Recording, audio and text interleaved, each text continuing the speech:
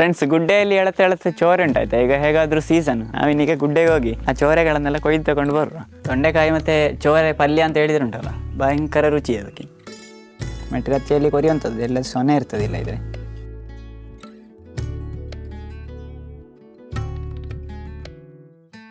ನಾನಿಲ್ಲಿ ನೀರು ಕುದಿಲಿಕ್ಕೆ ಇಟ್ಟಿದ್ದೇನೆ ನೋಡಿ. ಚೋರೆ ಉಂಟಲ್ಲ, ಚೋರೆ ಇದಕ್ಕೆ ಹಾಕಿದರೆ ಆಯಿತು.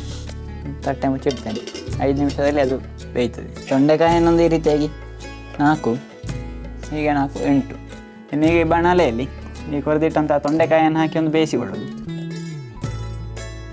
ರುಚಿಗೆ ಬೇಕಾದಷ್ಟು ಸ್ವಲ್ಪ ಉಪ್ಪು ಹಾಕಿಕೊಳ್ತೇನೆ, ಒಂದು ಸ್ವಲ್ಪ ಅರಸಿನ ನೋಡಿ. ಬಿಸಿನೀರಿಗೆ ಹಾಕಿಟ್ಟಂಥ ಚೋರೆಯನ್ನೆಲ್ಲ ತೆಗೆದುಕೊಳ್ಳುವ ನೋಡಿ. ಇದರ ಸಿಪ್ಪೆ ತೆಗೆಯುವಾಗ ನಮಗೆ ತೊಂಡೆಕಾಯಿ ಕೂಡ ಬೆಂತು.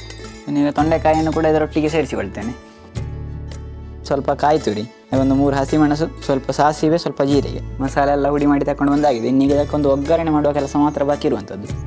ಸಾಸಿವೆ, ಉದ್ದಿನಬೇಳೆ ಮತ್ತು ಮೆಣಸು, ಈಗ ಬೇವು ಸೊಪ್ಪು, ಇದನ್ನು ಇದಕ್ಕೆ ಸೇರಿಸಿಕೊಳ್ತೇನೆ. ಈಗ ಕೊನೆಯಲ್ಲಿ ಇದನ್ನು ಸೇರಿಸಿಕೊಂಡ್ರೆ ಆಯಿತು. ಹಾಗಾದರೆ ಫ್ರೆಂಡ್ಸ್ ನೋಡಿ, ನಮ್ಮ ಪಲ್ಯ ಎಲ್ಲ ರೆಡಿ ಆಯಿತು ನೋಡಿ. ಊಟಕ್ಕೆಲ್ಲ ಸೇರಿಸಿ ತಿನ್ಲಿಕ್ಕೆ ಆಗೋಗುಂಟಲ್ಲ, ಒಳ್ಳೆಯದಾಗ್ತದೆ ಇದು.